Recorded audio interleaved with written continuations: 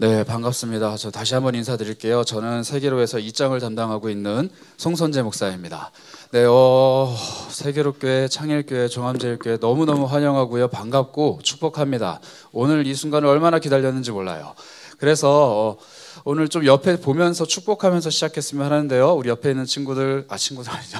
청년들, 죄송해요. 저는 친구들이라 불러가지고 우리 청년들 손 잡아주면서 뭐 이성이면은 좀 이렇게 하면서 잘 왔습니다. 모르는 사람이어도 괜찮아요. 잘 왔습니다. 잘 왔습니다. 한번 인사해 볼까요? 네, 너무 잘 왔어요. 너무 잘 왔어요. 네, 너무 잘 오셨습니다.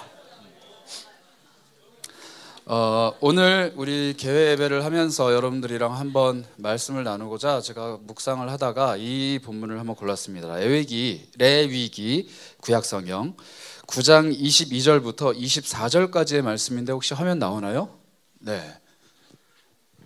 9장 22절부터 24절까지 첫 번째 절은 우리 자매들, 두 번째 절은 형제들, 세 번째 절은 다 같이 한번 읽어보도록 하겠습니다. 나오죠 자막? 네, 22절은 자매, 23절은 형제, 24절은 다 함께 같이 읽어보도록 하겠습니다. 시작!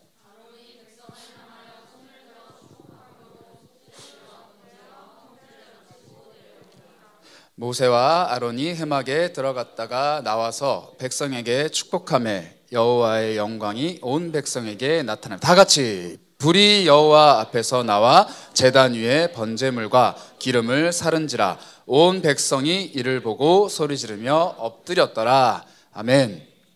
무슨 수련회 설교를 레위기를 잡아가지고 네, 엄청 어려운 레위기라는 책인데 제가 이 말씀을 여러분들이랑 꼭 나누고 싶은 마음이 좀 있었습니다. 레위기는 읽기도 힘들어요. 저도 잘 안 읽어요. 그리고 읽어도 잘 무슨 말인지 모르겠어요. 왜냐하면 우린 제사를 안 드리니까. 그런 책인데 레위기 안에 보시면 우리가 읽기 힘든 이유가 뭐냐면 레위기 한 80% 이상이 다 제사 얘기예요. 제사 얘기. 자, 제사 드려보신 분 집에서 하는 거 말고 손 들었는데 그거 말고 동물 죽이고 불태우고 막 하고 막 제사장들 막 이런 거 한 번도 안 해봤죠. 저도 안 해봤습니다.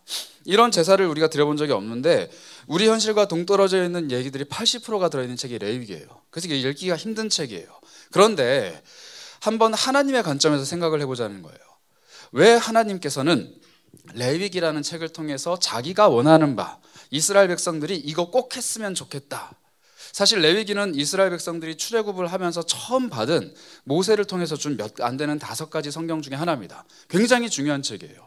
창세기는 이 세상의 시작에 대해서 얘기를 했다면 출애굽기는 그 민족에 대해서 얘기를 했다면 그 다음 책이 레위기인데 너희들이 나의 백성으로 너희들이 나와 함께 호흡하며 살아갈 가나안 땅에서의 삶은 80%가 제사, 80%가 예배라는 거예요.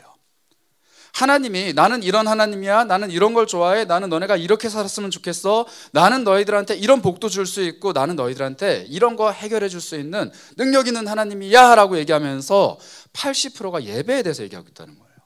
그 말은 뭐냐면 그리스도인들 또 구약의 백성들의 정체성은 예배로부터 시작한다라는 이야기입니다. 그래서 예배에 대해서 쭉 얘기하시고 제사에 대해서 쭉 얘기를 하시다가 이거를 집례하는 사람들을 정하세요. 우리가 잘 알고 있는 뭐 대제사장 아론이라는 사람입니다. 그리고 그 아들들이 제사장들의 그 직을 쭉 이어가는데 우리가 읽은 본문 9장 앞부분에 보시면은 이 아론과 그 아들들이 제사장으로서 첫 예배를 드리는 장면이 나옵니다. 여러분 그 제사라는 거를 우리가 만약에 지금 이 순간 하나님이 오셔갖고 야 제사해봐 이렇게 하면 돼 라고 말씀을 하셨을 때 처음 할 때 막 능숙하게 했을까요? 동물을 막 죽여야 되고 일단 그걸 막 가죽도 벗겨야 되고 제단에 불도 붙여야 되고 그걸 태워야 되는데 역사상 단 한 번도 해본 사람이 없어요. 하나님이 광야 한복판에서 이렇게 해라고 말씀하셨기 때문에 하긴 하는데 역사상 단 한 번도 해본 적이 없는 예배를 하는 거예요.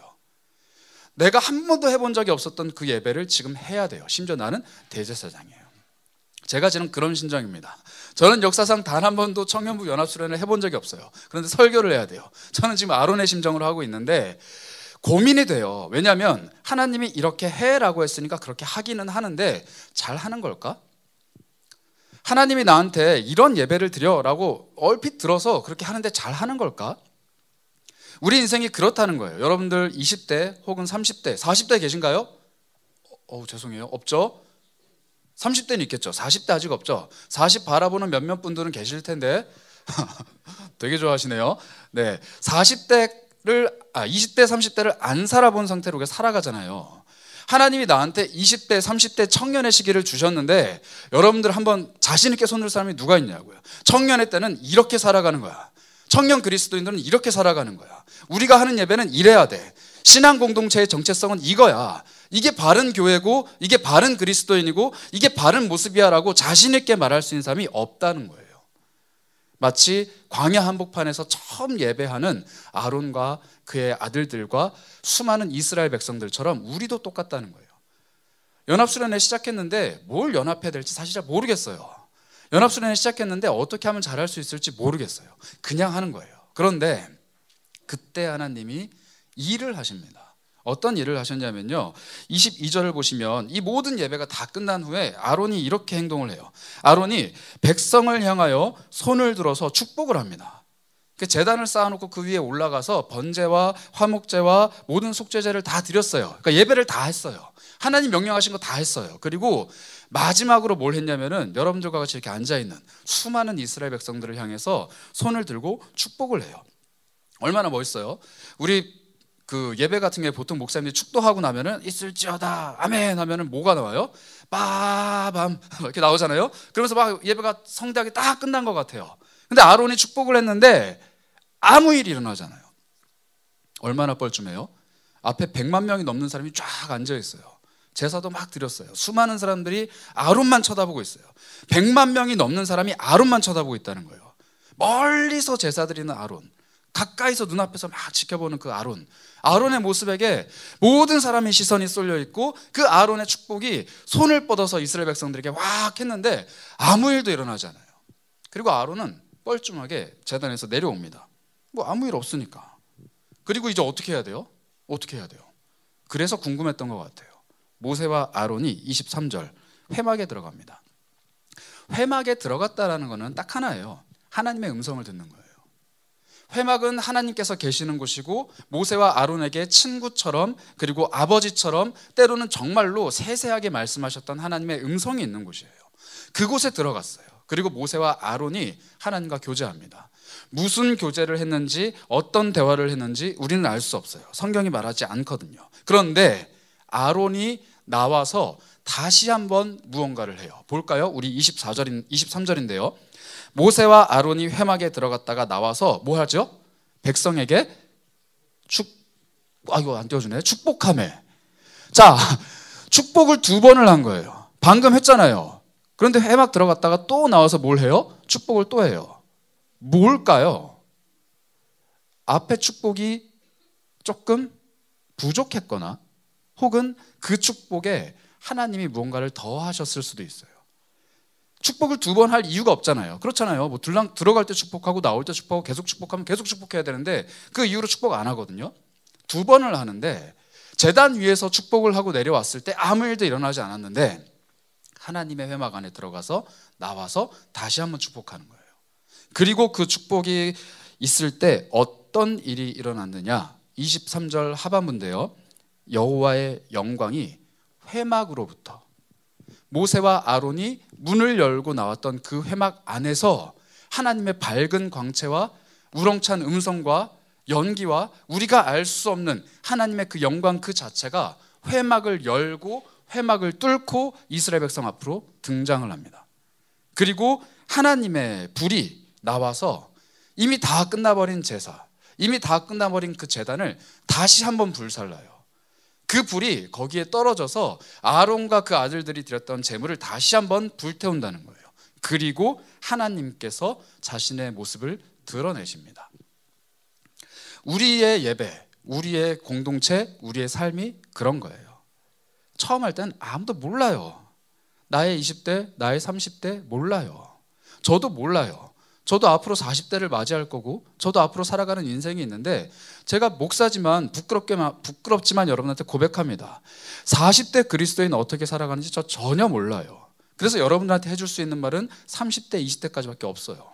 40대 그리스도인들이 어떻게 살아야 되는지 궁금하시면 담임 목사님 찾아가세요. 몰라요. 그런데 그냥 사는 거예요. 처음 할 때는 그래요. 그냥 모르는데 축복하는 거예요. 그냥 모르는데 제사 드리는 거예요. 그런데 그걸 했을 때 하나님이 우리에게 찾아오셔서 말씀하시기 시작하세요. 여러분들이 이 연합수련회 올 때 무슨 기대감, 무슨 감정, 혹은 무슨 소원, 간구로 왔는지 몰라요. 그런데 아마 마음이 좀 답답하거나 혹은 궁금하거나 뭐 여러 가지 감정들이 있을 수는 있어요. 그런데 하나님 앞에, 하나님 정말 오랜만에 이 수련회, 정말 처음으로 우리가 이 수련회를 마주하는데 나 하나님 앞에 처음 예배드리는 그 사람의 심정으로 가기 원합니다. 마치 대제사장으로 영광스럽게 임명은 받았지만 어떻게 할 줄 몰라서 서투르게 칼질하고 서투르게 불을 붙이고 서투르게 축복을 하는, 그러나 정말로 잘하고 싶은 그 마음, 정말로 하나님을 사랑하는 그 마음, 그리고 정말로 나의 백성, 나의 이스라엘, 나의 형제를 사랑하는 그 마음으로 열심히 했을 그 아론의 마음을 내가 갖기 원합니다. 나는 능숙한 게 아니라 진정성을 갖기 원합니다. 나는 능숙한 게 아니라 처음이지만 하나님 앞에 진정성 있게 나가기 원합니다.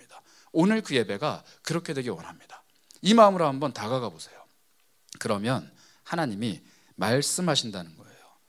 무슨 말씀을 하실지는 아무도 모릅니다. 그러나 각 사람에게 가장 좋은 말씀, 필요한 말씀, 그리고 그 사람의 삶을 통해 하나님의 영광이 나타나고 하나님의 현현, 하나님의 거룩이 나타나는 아주 귀하고 정확한 말씀을 주실 거라는 거예요.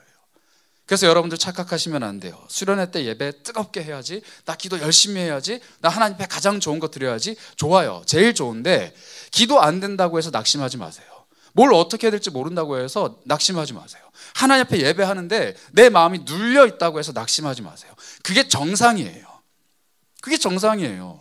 예배하는 사람들은 억압받고 눌려있고 자유하지 못하기 때문에 하나님 앞에 나와옵니다. 그러나 그곳에서 말씀하시는 하나님 때문에 자유하게 돌아가는 게 우리예요. 예배하는 사람들은 하나님의 영광이 없는 채로 나오는 게 당연해요. 그래서 하나님의 영광이 필요하고 하나님이 만져주시고 영광을 주시며 그가 돌아가는 그 발걸음을 축복해 주시는 거예요. 우리에게 중요한 것은 지금의 모습이 아니에요. 1박 2일에 모든 일정이 끝나가고 다시 삶으로 돌아갔을 때 나는 어떤 사람이냐는 거예요. 여전히 삶에 서투르고, 여전히 예배에 서투르고, 여전히 다른 이들을 축복하는 일에 서툴러서 아론이 떠듬떠듬 축복기도 하듯이 늘 해답을 모르는 채로 살아가는 그 삶의 모습을 갖고 갈 것이냐, 아니면 나의 발걸음 뒤에서 영광을 비춰주시는 하나님, 나의 발걸음 뒤에서 자신의 모습을 드러내시는 하나님, 나의 발걸음 뒤에서 이제는 이 사람이 걸어가는 모든 삶의 그 발걸음이 내가 보증하는 사람, 내가 돕는 사람, 내가 인정하는 사람이다 라고 하나님이 짠 나타나는 그런 삶을 살 것이냐. 여전히 똑같아요.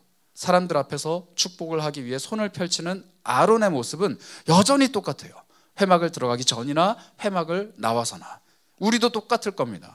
이 수련회 장소에 들어오기 전이나 나갈 때나 우리는 똑같을 거예요. 그러나 우리의 등 뒤에 하나님과 함께 교제했던 그 시간들이 하나님의 영광으로 같이 있을 것이고, 우리가 들었던 그 하나님의 음성들이 삶의 능력이 될 것이고, 여러분들에게 주시는 각자의 은혜가 내 삶이 하나님의 삶이라는 보증이 되어 주실 거예요. 그걸 기대하셨으면 좋겠어요. 우리 하나님께서 아론에게 무슨 말씀을 하셨는지 잘은 모르지만 성경의 다른 부분을 보면은 그 말씀이 어떤 말씀인지 나와 있습니다. 민수기 6장 24절, 25절, 26절인데요. 성경책 갖고 계신 분들은 좀 찾으셨으면 좋겠고요. 뭐 앱으로 찾으셔도 좋습니다. 왜냐하면 서로 축복할 거거든요. 문구를 보셔야 돼요. 민수기 6장 24, 25, 26절입니다. 아론과 그의 아들들이 자신의 형제 자매 이스라엘 백성들에게 이렇게 축복하라고 하나님이 말씀하신 내용이에요.